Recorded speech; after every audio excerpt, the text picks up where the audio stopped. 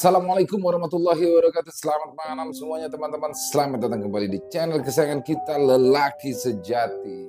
Dan semoga semua teman-teman di rumah selalu dalam keadaan sehat walafiat tanpa kekurangan satu apapun. Amin. Amin ya robbal alamin. Pada kesempatan kali ini kita akan mencoba membawakan kembali satu kisah yang bertemakan horor misteri. Ya, jadi buat teman-teman yang mungkin juga punya kisah misteri, silahkan bisa dikirim ke kami untuk kami bawakan. Untuk nomor teleponnya ada di deskripsi channel, bisa dikirimkan via WA ataupun Telegram. Dan seperti biasa sebelum mulai kisah, kita akan memesankan terlebih dahulu untuk teman-teman. Mungkin yang belum subscribe, silahkan diklik tombol merah subscribe-nya. Jangan lupa dinyalakan loncengnya agar selalu mendapatkan notifikasi dari konten-konten yang akan kita upload selanjutnya. Langsung saja, tidak berlama-lama. Matikan lampu kalian, pasang headsetnya untuk menambah kesaduan kita dalam mendengarkan kisah horor Anjir Darah.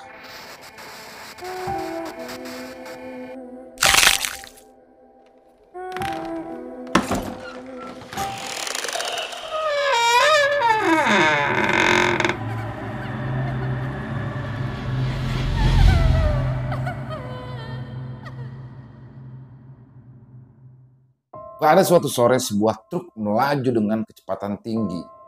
Si supir tampak kesulitan berusaha mengendalikan truk yang seolah-olah berubah menjadi liar tersebut. Ya, truk itu mengalami masalah pada pedal gasnya saat melaju pada gigi 4 dengan kecepatan 80 km per jam.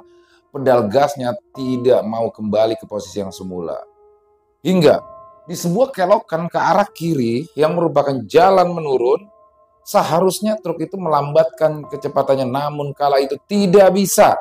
Dan akibatnya truk itu pun menghantam telak sebuah mobil Avanza yang datang dari arah berlawanan. Supir truk ini bermaksud untuk menyeruduk saja kendaraan yang berada di depannya demi menghindari sebuah warung nasi yang berada di sisi kiri jalan yang saat itu sedang ramai dengan pembeli.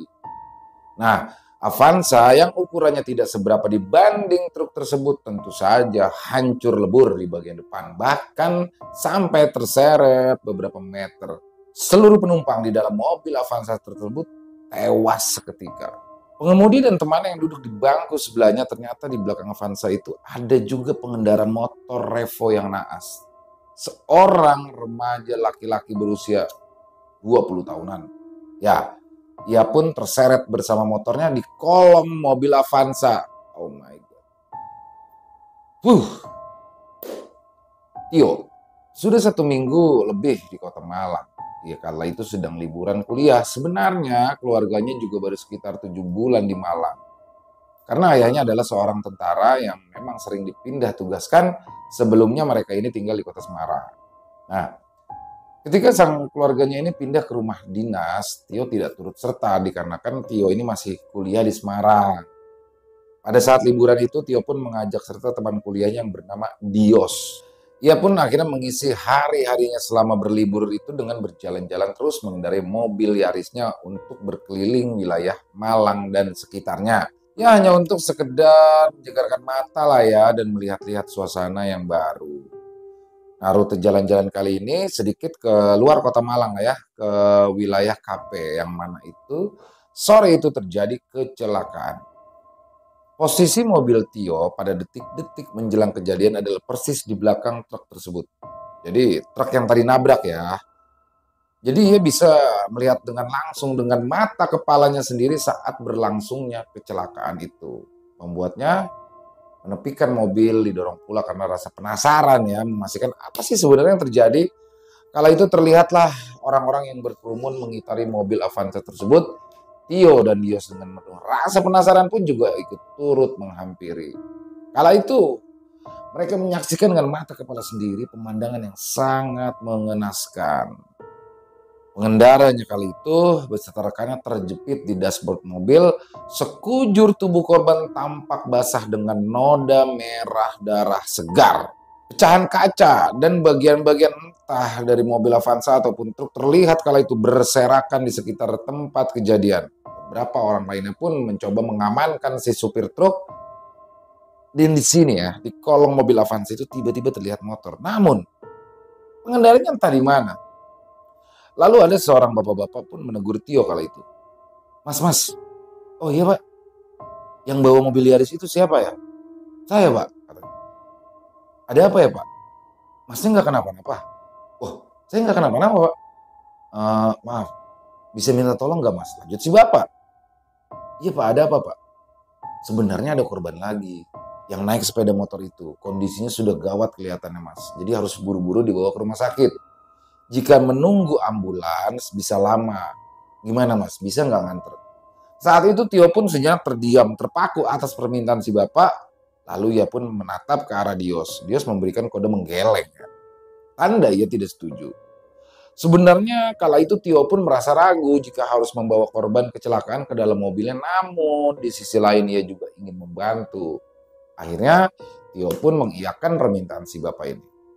Ayo, ayo, ayo, bawa korban ini ke mobil Yaris mas ini. Teriak si bapak kepada orang-orang yang saat itu berada di sekitar lokasi kejadian.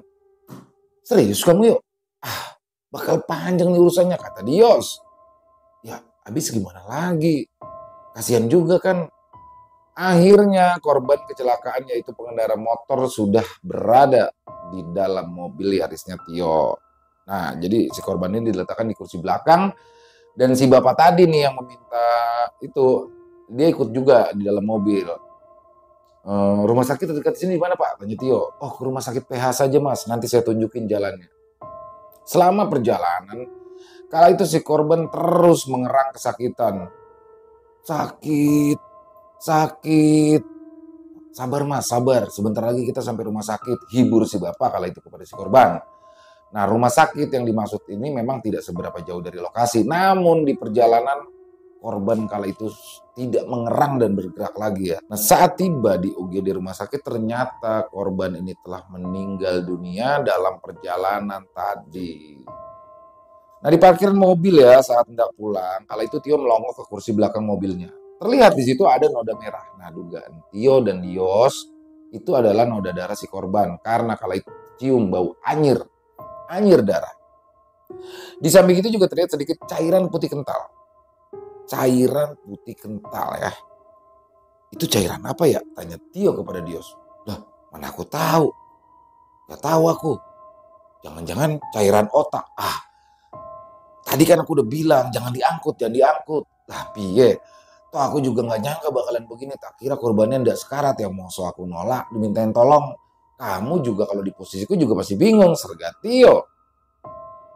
Jadi bau anyir gini nih mobil kamu yuk. Udah bawa ke steam mobil dulu, saran Dios. Tio pun akhirnya menyetujui usul temannya itu dan ia pun langsung mencari tempat steam mobil atau pencucian mobil. Nah, ketika tiba di tempat pencucian mobil, Tio pun meminta kepada petugas yang mencuci agar bagian kursi belakang pun dicuci bersih dengan banyak yang sabun serta pewangi. Nah, setelah mobil dicuci selesai, Tio dan Dios pun bersiap kembali pulang ke rumah keluarga Tio. Kala itu mereka bersyukur bau anyirnya telah berganti menjadi wangi aroma jeruk sintetik dari tempat pencucian mobil tersebut. Nah, setibanya di rumah, Tio pun akhirnya menceritakan tuh semua kejadian itu ke keluarganya. Dan mendengarkan cerita Tio, sang ibu kala itu sangat khawatir, namun Tio mencoba meyakinkan bahwa dirinya baik-baik saja. Sejak kejadian kecelakaan itu, Tio pun menjadi enggan berjalan-jalan sore untuk mengitari kota Malang lagi. Ya pikirnya sehari lagi ya pun juga mesti kembali ke Semarang karena perkuliahannya pun akan segera berlangsung. Hingga hari kepulangannya pun tiba. Dengan mengendarai mobil Yarisnya, Tio pun kala itu berangkat dari Malang pukul 4 sore. Sengaja kala itu ia berangkat sore dengan pertimbangan bisa lebih santai. Juga nanti sesampainya di Semarang, sudah larut malam, jadi ia pun bisa langsung istirahat tidur. Di tengah perjalanan, kala itu waktu menunjukkan pukul 8 malam. Tio mengendarakan mobil dengan kecepatan yang sedang lah ya, sambil mendengarkan musik. Sedangkan Dios kala itu tidur di kursi sebelahnya. Dan kala itu, tiba-tiba, Tio mencium sesuatu yang sangat ia kenali beberapa hari terakhir ini. Yes, bangun sek, serga Tio kepada Dios. Apa? Minta ganti nyupir? Enggak. Kamu nyium bau sesuatu enggak? Dios pun akhirnya terlihat mengendus-endus ya, mencoba menangkap bau yang dimaksud Tio. Loh, ini kan kalau nggak salah baunya. Tio dan Dios langsung bertatapan kali itu. Tidak salah lagi. Mereka berdua tiba-tiba mencium bau anyir darah, ya, bau yang hanya beberapa hari yang lalu mereka cium karena mengangkut korban kecelakaan yang akhirnya meninggal dunia di dalam mobil Tio.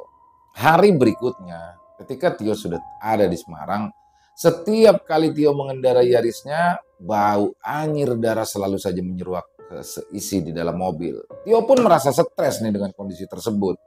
Dia sudah mencoba menaburkan bubuk kopi yang konon katanya bisa menghilangkan bau tidak sedap, tetap saja bau anyir darah itu tidak pernah mau pergi. Sampai-sampai ia pun bela-belain ya untuk mengganti jok mobilnya sekaligus karpet bagian belakang, tapi tetap saja bau anyir darah itu selalu tercium. Anehnya, bau anyir darah itu hanya tercium santer jika hari menjelang maghrib sampai dengan malam hari. Akhirnya Tio pun memilih tidak lagi menggunakan mobil apabila hari sudah menjelang malam karena ya nyalinya ciut juga ya. Dan saat pulang kuliah pun biasanya ia juga tenang-tenang saja jika harus pulang malam karena ada jadwal kuliah malam atau lanjut nongkrong bersama teman-teman. Dikarenakan keadaan itu, ia pun jadi selalu segera meninggalkan kampus agar bisa tiba di rumah sebelum waktu maghrib. Meski mengendarai mobilnya saat hari masih terang pun hatinya tetap tidak tenang ya, kerap merasa was-was dikarenakan baunya masih tercium walaupun tidak sesanter malam hari. Maka dari itu, jika ia tahu jadwal kuliah malam ataupun ada kegiatan kampus lainnya yang mengharuskan ia pulang malam, ia kala itu memilih menaiki sepeda motor atau sesekali menembeng bios. Hingga suatu waktu saat Tio membawa Kompil ke kampus, nah teman dekatnya yang bernama Lala yang sebenarnya diam-diam ia taksir memintanya untuk mengantarkannya ke sebuah mall. Ada barang yang ingin dicari katanya, tentu saja ia pun tidak bisa menolaknya ya, namanya juga cewek ya. Jarang sekali jika belanja katakanlah baju langsung dapat, dicarinya pulang enggak, jadi mesti dicoba dulu dibanding-bandingkan dengan pilihan lain, kalau belum serak juga beralih ke toko lain, masih belum cocok juga beralih lagi, seterusnya. Dan yang terkadang absurd, setelah berkeliling ke sana kemari, akhirnya pilihannya jatuh kepada baju yang pertama kali dicoba. Tuh. Nah itulah yang dialami Tio pada hari itu saat menemani Lala. Saat menjelang sore, ia melirik jam tangan. Sudah pukul 5. Padahal kalau tidak pakai acara muter-muter, 3 jam juga sebenarnya sudah selesai. Tio, kamu mau kan ya sekalian antar aku pulang ke rumah? Pintanya dengan manja. Oh, mau dong, jawab Tio sambil senyum. Padahal dalam hati dia berkata, mampus nih, bakalan pulang malam lagi nih. Nah, setibanya di rumah Lala, sudah sedikit maghrib kala itu. Sedikit lagi ya masuk waktu maghrib. Mau mampir dulu ke rumahku nggak? Tanya Lala. Nanti aja lah, lain kali. Aku lagi banyak tugas kuliah nih. Jawab Tio beralasan. Oh gitu ya udah. Makasih ya, sampai ketemu besok di kampus. Tio pun langsung tancap gas, perasaannya sudah tidak enak. Dan pukul 7 malam saat itu ia masih berada di jalan. Sebentar lagi sampai rumah, sebentar lagi sampai rumah, sebentar lagi sampai rumah. Demikian ia mensugesti dirinya yang mencoba meyakinkan jika semuanya akan baik-baik saja. Tapi baru saja ia berpikir demikian, tiba-tiba bau yang sangat tidak ia harapkan itu tercium kembali. Bau anyir darah. Ya ampun, please jangan sekarang. Jadi dalam hati, ia pun lalu memilih-milih. Mencoba memilih lagu kesukaannya pada tip mobilnya yang ia bisa nyanyikan untuk menghilangkan rasa takutnya. Sebenarnya, sedari tadi pun, ia sudah menyetel radio amnya lagu-lagu yang diudarakan oleh stasiun radio itu kala itu ya kurang akrab di telinga dia lah ya. Pada lagu pilihannya, ia pun ikut membesarkan volumenya, kemudian ikutlah dia bernyanyi-nyanyi kecil. Tapi sia-sia. Pikirannya tidak teralih, bau anyir darah tetap saja santer tercium, seolah seperti ada cipratan darah yang menempel di ujung hidungnya. Lalu, di antara untayan lagu, ia seperti mendengar suara lain ya. Kepalanya pun seperti dimiri-mirikan untuk memperjelas suara itu dan berasal dari mana. Pikiran Tio kalut. Ia bingung akan sumber suara, apakah dari lagu yang sedang diputar atau dari sumber suara lainnya. Lalu ia pun mencoba mengecilkan volume tape mobilnya. Dan mulailah terdengar dengan jelas suara seseorang yang sedang mengerang dari kursi belakang. Sakit, sakit, sakit. Tio sangat terkejut, jantungnya berdegup keras, kemudian ia pun melirik ke spion tengah mobil. Ia tak percaya dengan apa yang kedua matanya tangkap kala itu. Ya, ada seseorang yang duduk di belakang. Ia yakin Sedari tadi ya pulang dari mall, tak seorang pun yang menebeng diam-diam, hanya dia dan Lala saja. Itu pun ketika mengantar Lala sampai rumah, hanya dia seorang. Tio mencoba lagi melirik ke arah kaca spion tengah untuk mencoba menegaskan kala itu. Ia melihat ada seorang lelaki yang sedang duduk dengan kepala yang sudah berdarah bercampur cairan berwarna putih. Di sisi kepala orang itu terlihat darah yang paling banyak keluar mengucur. Tio pun takut setengah mati, namun ia berusaha mengendalikan dirinya agar tidak celaka. Sebenarnya, ia ingin segera menepi dan pergi kabur meninggalkan mobilnya begitu saja. Namun, mengingat rumahnya tidak seberapa jauh lagi, ia pun tetap bertahan untuk melanjutkan mobilnya. Nah, sesampainya di rumah, dengan sembarangan ia lalu memarkirkan mobilnya di depan pagar rumahnya, lalu ia masuk ke dalam rumah dengan terbirit-birit. Tio pun segera mengabari kejadian yang menimpanya kepada kedua orang tuanya di Malang. Nah, orang tuanya memintanya agar ia beserta mobilnya segera pergi ke Malang di hari Sabtu pagi. Ia pun ditemani Dios kala itu. Sesamanya di Malang kala itu sudah menjelang sore, Tio menjumpai orang tua dan adiknya sudah menunggunya di teras rumah. Ada dua orang yang kala itu Tio tidak dikenali bersama mereka. Yang satu ini ya, dari perawakannya adalah laki berusia sekitar 30 tahunan lah ya. Seorang lagi, bapak-bapak laksana pemuka agama, memakai baju koko, mengenakan celana bahan berwarna coklat, dan memakai peci. Di saku baju koko bapak itu tersembunyi tasbih. Nah, ayahnya mencoba memperkenalkan kedua orang itu kepada Tio. Ternyata bapak itu adalah ya sejenis orang pintar lah ya, yang mana bisa membantu orang yang ada masalah gangguan makhluk halus. Sedangkan yang satu lagi adalah pengantarnya. Saat memperkenalkan diri, bapak itu menyebut dirinya adalah Mbah Sastro. Lalu Tio pun menceritakan semua kejadian-kejadian yang sudah ia alami di Semarang. Jadi persis hari kemarin nih Mbak, hari Kamis ya, ada penampakan di belakang mobil saya, terang Tio. Walah, pantes. Sekarang aku melihat ada yang duduk di belakang. Respon Mbak Sastro. Aku kira itu teman kamu nunggu di mobil. Mendengar paparan Mbak Sastro, wajah Tio dan Dios pun berubah. Ya sudah, setelah sholat maghrib, nanti aku akan minta dia supaya pulang. Dan akhirnya setelah menunaikan ibadah sholat maghrib, Mbak Sastro pun segera meminta disediakan air putih ya, segelas besar. Lalu ya duduk bersila dan gelas berisi air itu pun diletakkan di depannya. Ia membacakan doa-doa yang kemudian ia tiupkan ke airnya, dan Mbah Sastro pun lantas menghampiri mobil Tio. Kala itu yang lainnya hanya menyaksikan dengan mengambil jarak dari mobil. Mbah Sastro kala itu membuka pintu mobil bagian belakang lalu duduk. Dan di sini kembali ya, terlihat Mbah Sastro sedang membacakan doa. Nah, pemandangan selanjutnya. Mbah Sastro kala itu seperti sedang bercakap-cakap dengan seseorang. Setelah itu, air dalam gelas itu pun diciprat-cipratkan ya ke bangku belakang dan juga ke bagian depan, dan akhirnya ke seluruh bodi mobil. Dah, nah Tio, saya sudah mintakan dia pulang baik-baik. Sekarang mobilmu sudah bersih, nggak bakal ada gangguan lagi, kata Mbah Sastro. Ah, yang bener nih Mbah. Insya Allah. Dan benar saja, semenjak itu saat bau anjir darahnya hilang tidak tercium sama sekali, dan meskipun awalnya was-was saat mengendarai mobil, terutama di malam hari, ternyata bau anjir itu adalah suara orang mengerang kesakitan dan penampakannya itu hilang. Selesai. Jadi kisahnya cukup keren ya. Di sini memang banyak ya kalau budaya-budaya orang dulu ya, terutama orang Jawa nih ya.